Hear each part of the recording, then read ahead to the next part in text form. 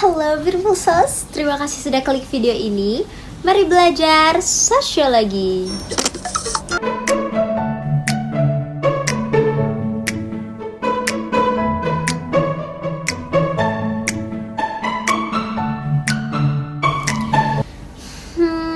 Kita pasti sudah nggak asing kan dengar kata kelompok.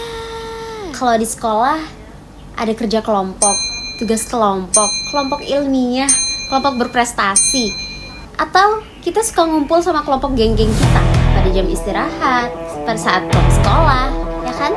Nah, itu juga bisa disebut kelompok loh. Terus bedanya kelompok sama kelompok sosial itu apa sih? Apa ya? Nah, itu yang akan kita bahas.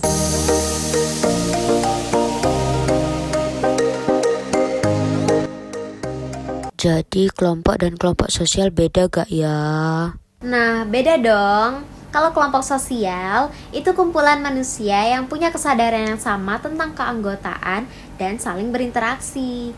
Jadi, unsur penting dari kelompok sosial itu adalah adanya hubungan dan saling interaksi. Nah, misalnya nih, kalau kita lagi kumpul di suatu tempat, di sekumpulan orang-orang yang nunggu di halte bis. Nah, kumpulan tersebut tidak bisa kita sebut sebagai kelompok sosial. Kelompok tersebut kita bisa hanya sebut sebagai kelompok. Kenapa? Karena kelompok tersebut tidak adanya saling hubungan dan interaksi. Mereka hanya sibuk dengan kesibukannya mereka masing-masing. Jadi, kelompok tersebut tidak bisa kita sebut sebagai kelompok sosial. Nah, syarat dan ciri kelompok sosial itu ada beberapa dari menurut para ahli. Yang pertama ada sosiolog asal Amerika yang bernama Robert Camerton. Menurutnya, 3 kriteria kelompok sosial. Yang pertama, mereka mempunyai pola interaksi. Terus yang kedua, pihak yang berinteraksi mengakui kalau dia adalah anggota dari kelompok tersebut. Jadi satu individu ini sadar bahwa mereka masuk ke dalam anggota kelompok tersebut gitu. Terus yang ketiga, pihak yang berinteraksi ini diakui oleh orang lain sebagai anggota kelompok. Nah, kalau menurut Surjono Sukanto, sosiolog asal Indonesia, himpunan manusia baru bisa dikatakan kelompok jika mempunyai 5 syarat. Yang pertama, anggota kelompoknya sadar kalau dia itu bagian dari kelompok yang bersangkutan. Terus yang kedua, ada hubungan timbal balik antara anggota yang satu dengan yang lain. Contohnya, belajar bareng. Terus, adanya faktor pengikat yang dimiliki bersama. Jadi mereka sama-sama mempunyai tujuan yang sama. Dilanjut lagi, harus punya struktur, kaidah, dan pola perilaku yang sama. Dan yang terakhir, adanya sistem dan proses. Oke. Dari penjelasan tadi, menurut kalian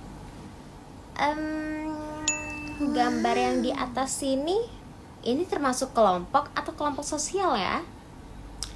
Terus kalau gambar yang di bawah sini ini termasuk kelompok atau kelompok sosial ya? Nah, yang disebut kelompok ini adalah kumpulan orang-orang yang lagi serbu diskon kosmetik ini tadi.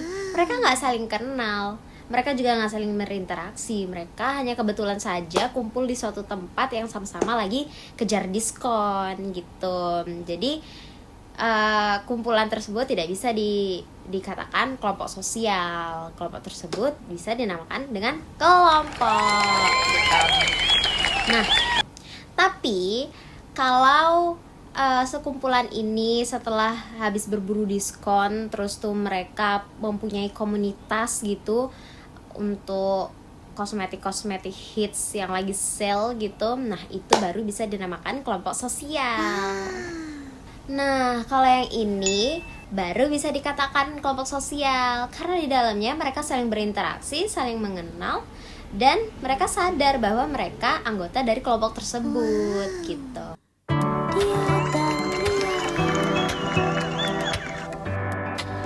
Kelompok sosial yang paling sedikit terdiri dari 2 orang.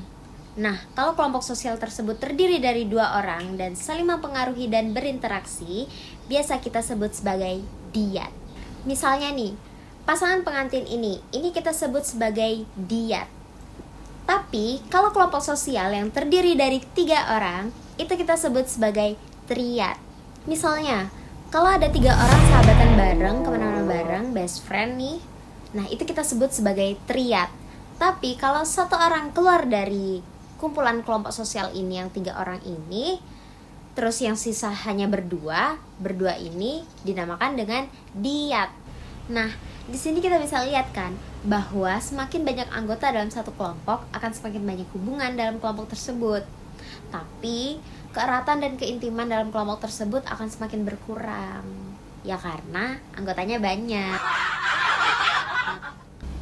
Biasanya, kelompok yang lebih dari 3 orang di dalamnya akan cenderung lebih formal. Contohnya, dalam suatu organisasi, mereka saling berhubungan, mereka saling berinteraksi, tapi hubungan tersebut cenderung formal kan? Bahkan ada tingkat-tingkatannya yang biasa disebut hierarki.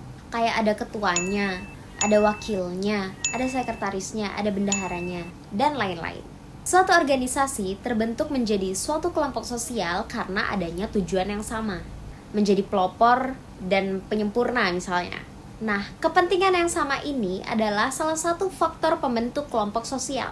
Nah, kemudian faktor pembentukan kelompok sosial yang lainnya adalah adanya pertalian darah atau keturunan. Misalnya, kumpulan keluarga Minang, kumpulan keluarga Jawa, kumpulan keluarga Batak, dan lain-lain.